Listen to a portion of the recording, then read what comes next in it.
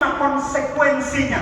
Tuhan itu Allah yang adil, yang buat kita spesial waktu kita belum bertobat dan kita sudah bertobat mengenai konsekuensi. Kita akan terima tetap konsekuensi, tapi bedanya kita tidak tanggung sendiri. Dia Yesus yang kita terima sebagai Tuhan dan Juru Selamat, yang beri kita kekuatan baru, pengharapan baru, hikmat baru untuk terima setiap konsekuensi demi konsekuensi dalam kehidupan ini.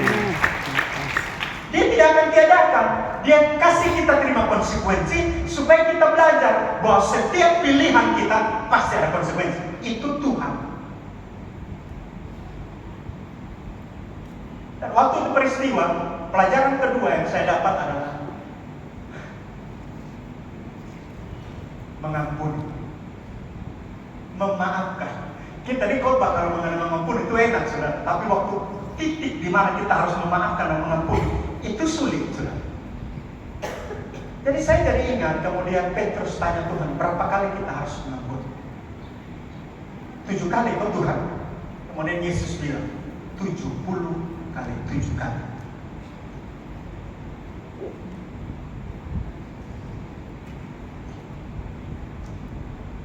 Saudara masih ingat khotbah saya, ketemu di mall orang yang gosip kita ampuni dia.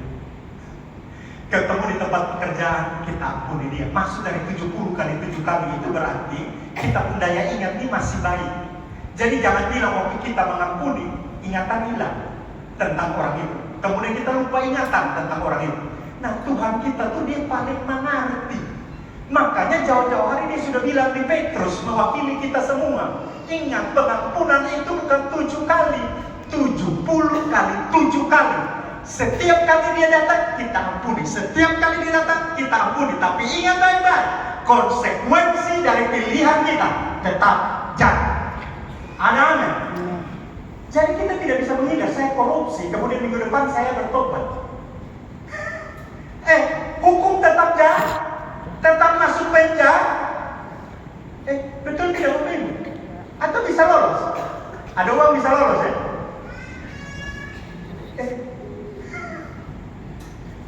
Secara hukum kalau dia masuk, dia diselidiki, berarti nanti kedapatan dia salah, dia korupsi, masuk penjara. Hukumnya kan itu namanya konsekuensi dari perbuatan kita. Bukan karena saya, kakak Pak Jaksa, Pak Hakim, saya ini betul masuk terima Yesus sebagai Tuhan dan Juru Selamat, tolong kasih lolos saya. Tidak bisa. Konsekuensi akan terus jalan supaya kita belajar. Ada amin. Orang kalau sudah terdesak tuh apapun dia masuk, saudara. Yesus pun dia kasih masuk.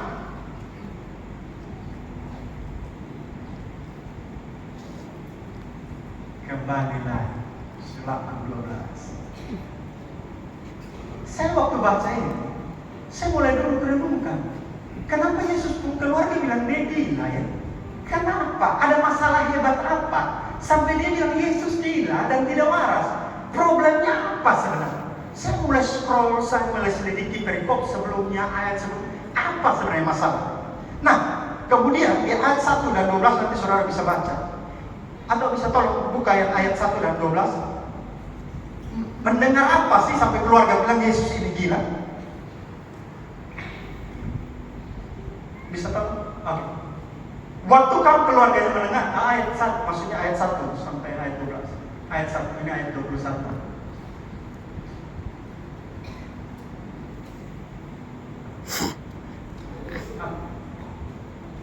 Kemudian Yesus masuk ke rumah ibadat. Di situ ada seorang yang mati sebelah tangannya. Perhatikan baik-baik. Karena ini mereka bilang Yesus gila.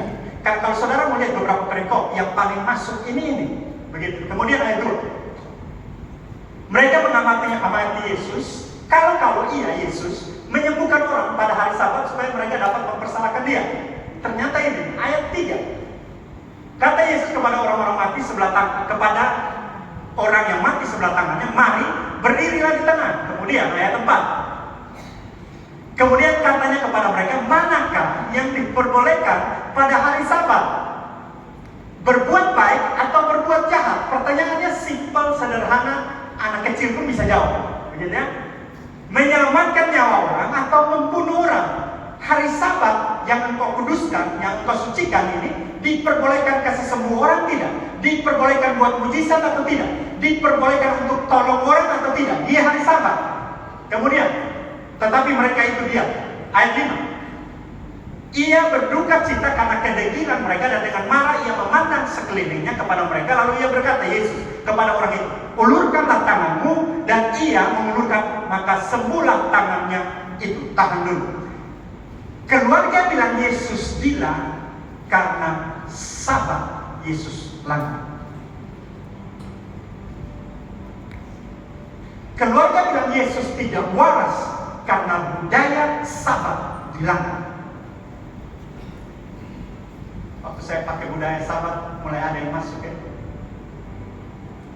Nama besar lebih penting dari segala. Saudara lihat, kebanyakan kita orang NTT, budaya di atas segala. Anak suhamil di luar nikah, mau nikah, supaya ada yang bertanggung jawab, kasarnya. Tidak boleh, budayanya harus begini. Uang harus begini. Akhirnya kedua pasangan tidak jadi nikah gara-gara budaya. Saya punya teman orang Sumba. Dia bilang, Kak, kami tepung bapak kakak. Di rumah makan kosong. Hanya kalau acara adat budaya, dia sapi, dia potong 5 ekor. Saudara dapat sesuatu? Ternyata ini sudah dari dulu. Karena budaya Sabat, Yesus dibilang tidak waras. Karena budaya Sabat, Yesus dibilang gila. Mereka lebih agungkan Sabat tanpa pengertian yang benar, dan bilang Yesus yang tidak berpengertian. Mereka lebih agungkan Sabat tanpa hikmat yang benar, pada akhirnya Yesus jadi tidak benar. Kenapa saya bilang mereka punya pengertian Sabat tidak benar? Sabat itu adalah satu hari yang dikuduskan, yang disucikan untuk Tuhan. Maknanya, poinnya di situ. Tapi akhirnya Sabat jadi budaya hari Sabtu. Saya bilang budaya Sabtu karena pengertian dari Sabat itu adalah ada 1 minggu, 1 hari dikuduskan buat Tuhan. Jadi kalau ada hari Sabtu tapi kita tidak kuduskan buat Tuhan, itu bukan Sabat, itu bukan hari yang dikuduskan. Tapi kalau ada Jumat kita kuduskan buat Tuhan, itu Sabat bagi Tuhan. Jadi pengertiannya sudah salah dari awal. Sehingga pada endingnya hari Sabtu jadi budaya kita untuk tidak kerjakan apa-apa. Makanya Yesus tanya, boleh tidak buat baik di hari Sabat? Tidak ada yang jawab. Boleh tidak melakukan mujizat di hari Sabat? Tidak ada yang jawab. Karena Sabat, Sabtu hanya sekedar jadi budaya mereka untuk memuduskan hari Tuhan. Budaya toh. Nah, kita orang Kristen yang sudah mengerti, kan bagus sekolah minggu. Hari Senin, hari Selasa, harinya Tuhan, hari Rabu, hari Kamis, harinya Tuhan. Semua hari itu Tuhan punya. Kenapa Sabtu saja yang dikuduskan? Make sense tidak buat itu? Tidak masuk akal. Kalau mau kuduskan semua hari, harinya Tuhan. Kuduskan semua hari. Ada amin. Makanya semua di hari Minggu, dulu baru sikat siripina, kasih bersih, buat hidup kudus baik-baik di Sabtu, karena hari Minggu mau ibadah. Kan model begitu. Tanpa kita sadari, Minggu maupun Sabtu jadi budaya Sabat buat kita. Tapi kita tidak punya pengertian baik mengenai apa itu Sabat. Kakak pakai pakaian ini hari perjamuan, ini hitam dan putih ya. Akhirnya semua jadi budaya, saudara. Kita tidak punya pengertian yang benar tentang Sabat, yang artinya kuduskan 1 hari untuk Tuhan. Kenapa hanya kuduskan 1 hari? Karena hari lain semua sibuk. Makanya Tuhan minta itu 1 hari, minimal kau kuduskan buat saya. Semua jam buat saya, semua menit buat saya, semua waktu buat saya di hari Sabtu. Itu pun kan masih ada yang kerja di Sabtu.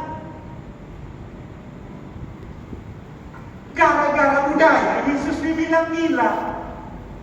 Jangan biarkan apa yang kita dengar mempengaruhi apa yang kita lakukan. Karena apa yang kita dengar belum tentu itu yang harus kita dengar. Makanya Alkitab ya dan amin, Roma pasal 10 ayat 17. Jadi iman timbul dari pendengaran, dan pendengaran oleh firman Kristus. Jadi jangan dengar apa yang tidak kita harus dengar, karena yang harus kita dengar cuma satu, saya mau bilang, firman Allah.